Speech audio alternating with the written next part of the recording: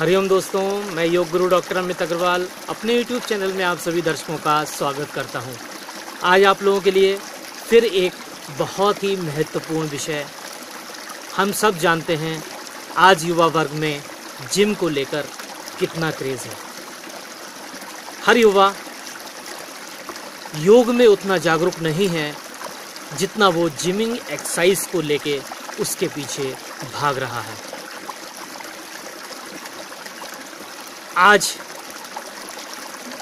योग में जागरूकता लाने के लिए हम सबको प्रयास करना पड़ेगा, क्योंकि हम जानते हैं कि हमारी ये ऋषि मुनियों की 5000 साल पुरानी देन जो संस्कृति योग की हम लोगों को मिली है, वो गुरुओं की अपार कृपा है। उसके लिए हमें इस विद्या के प्रति लोगों में जागरूकता पैदा करनी पड़ेगी।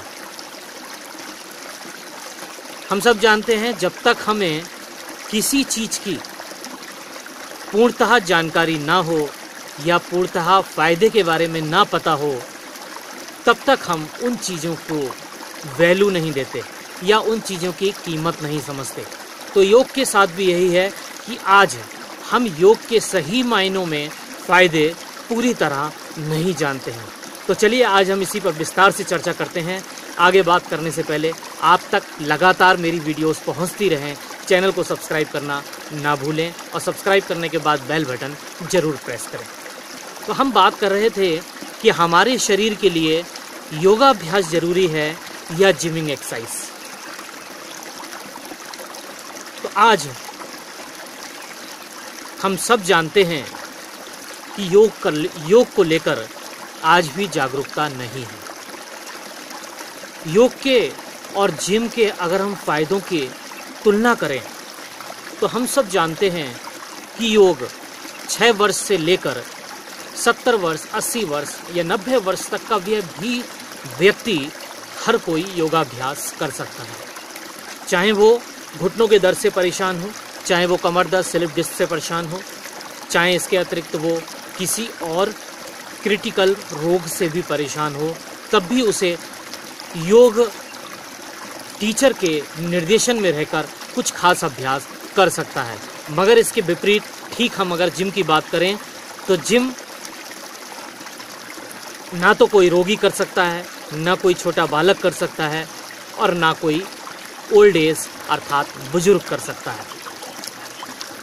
इसके अतिरिक्त हम सब जानते हैं कि जिमिंग एक्सरसाइज का ब्रीथ पर, हमारी श्वास पर कोई इफ़ेक्ट या प्रभाव नहीं होता, जबकि इसके ठीक विपरीत अगर हम बात करें तो योगा अभ्यास हमारे ब्रीदिंग सिस्टम, श्वसन तंत्र पर ही कार्य करता है। हम सब जानते हैं कि ये श्वास जो हम ले रहे हैं ऊर्जा के रूप में, ये हमारे शरीर के लिए कितनी महत्वपूर्ण है। इसके अतिरिक्त हम सब जानते हैं कि जिमिंग एक्सरसाइज करने के बाद हमारी भूख भी बढ़ती है और भूख जब बढ़ती है तो हमारी नींद भी बढ़ती है। मगर इसके विपरीत योगाभ्यास हमारी नींद को और भूख को बैलेंस करता है।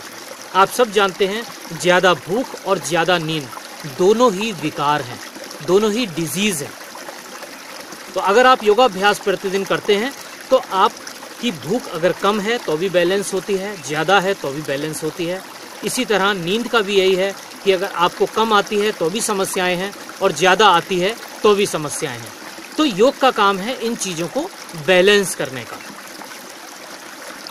जिमिंग आपकी चंचलता को बढ़ाता है, मन पर इसका कोई प्रभाव नहीं, जबकि योगाभ्यास आपके क्रोध या एंग्री लेवल को शांत करता है, चंचलता को कम करता है, मन की एकाग्रता को बढ़ाता है।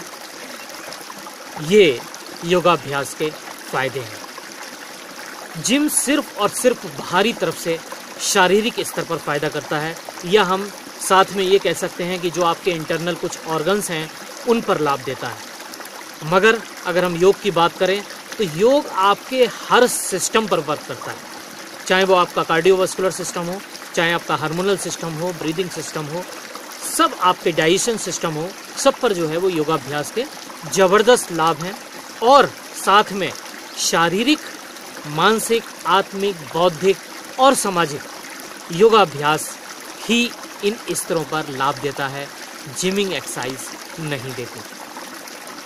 तो कहीं से भी हम जिम की और योगाभ्यास को तुलना अगर करते हैं तो हर तरीके से आप पाएंगे कि योगाभ्यास ही आपके शरीर और मन, बुद्धि के लिए, आत्मा के लिए पूर्णतः लाभकारी है।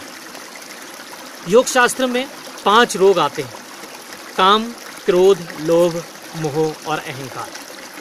हम सब जानते हैं जिमिंग एक्सरसाइज आपके क्रोध को या हम कह सकते हैं इन विकारों को बढ़ा तो सकती है, लेकिन कम करने का जिमिंग एक्सरसाइज में कोई तरीका नहीं है। लेकिन अगर अब योगाभ्यास की बात करें तो योगाभ्यास आपके इन 5 को बैलेंस करने का काम करता है: काम, क्रोध, लोभ, मोह और अहंकार। तो इस वीडियो के माध्यम से मेरा सिर्फ और सिर्फ आप लोगों से यही निवेदन है कि योग में जागरूकता पैदा करिए, करें योग, रहें निरोग। योग भगाए रोग। योग ही सिर्फ और सिर्फ हमें संपूर्ण स्वास्थ्य दे सकता है। इस वीडियो को ज़्यादा से ज़्यादा शेयर करिए, लाइक करिए और एक सेवा के रूप में योग में जागरूकता लाने का मेरे साथ कार्य करिए।